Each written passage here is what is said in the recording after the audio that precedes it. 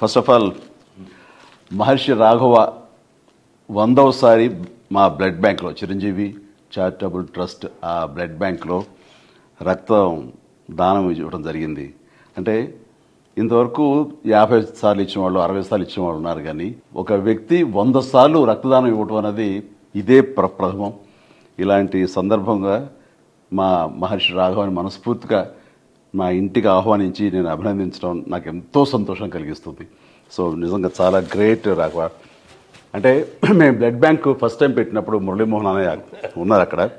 First blood donate చేసింది అన్నయ్య, ఆ తర్వాత అదే రోజున మీరు ఇవ్వడం జరిగింది. అప్పటి నుంచి ఈ రోజు వరకు కూడా క్రమం తప్పకుండా మీరు 100 సార్లు ఇవ్వటం అనేది ఆషామాషి విషయం కాదు.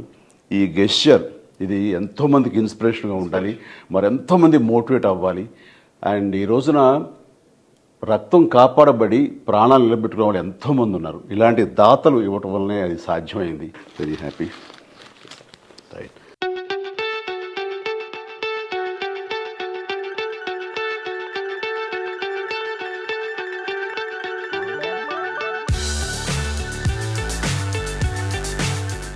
చిరంజీవి గారు బ్లడ్ బ్యాంక్ పెట్టిన తర్వాత మొట్టమొదటి రోజున మేము వెళ్ళి బ్లడ్ ఇవ్వడం జరిగింది. ఆ రోజున మహర్షి గారు వచ్చారు, నేను వచ్చాను. ఫస్ట్ అక్టోబర్ 2 గాంధీ ఆ రోజున ఫస్ట్ బ్లడ్ నేనే ఇచ్చాను. ఆ రోజున మొదలుపెట్టిన ఇది క్రమం తప్పకుండా ఎవ్రీ 3 monthsకి ఒకసారి చొప్పున, అంటే సంవత్సరానికి 4 చొప్పున వచ్చి 100 times పూర్తి చేశాడు. ఇది చాలా గ్రేట్ అసలు. ఎందుకంటే రక్తదానం అని చాలామందికి భయాలు ఉంటాయి. అమ్మో రక్తం తీసేస్తే మనకు నీరసం వచ్చేస్తే పడిపోద్ది, కళ్ళు తిరిగిపోతాం. అది ఏమీ కాదు. ఎస్పెషల్లీ ఎండాకాలంలో అసలు ఎవరు.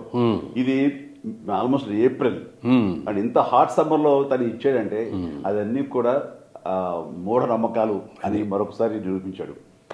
నూతులోంచి నీళ్లు తోడిని కొద్దీ కొత్త జలం ఎట్లా వస్తుందో రక్తదానం చేసిన తర్వాత బ్లడ్ కూడా జనరేట్ అట్లాగే అవుతుంది. అందుకని ఎవ్వరూ కూడా భయపడక్కర్లేదు. శుభ్రంగా యంగ్గా ఉన్నవాళ్ళు, ధైర్యంగా ఉన్నవాళ్ళు, గట్టిగా ఉన్నవాళ్ళు రక్తదానం చేస్తే 10 మందికి ప్రాణాలు కాపాడే వాళ్ళు అవుతాం. అది మాత్రం గుర్తుపెట్టుకోండి అందరూ. Thank you.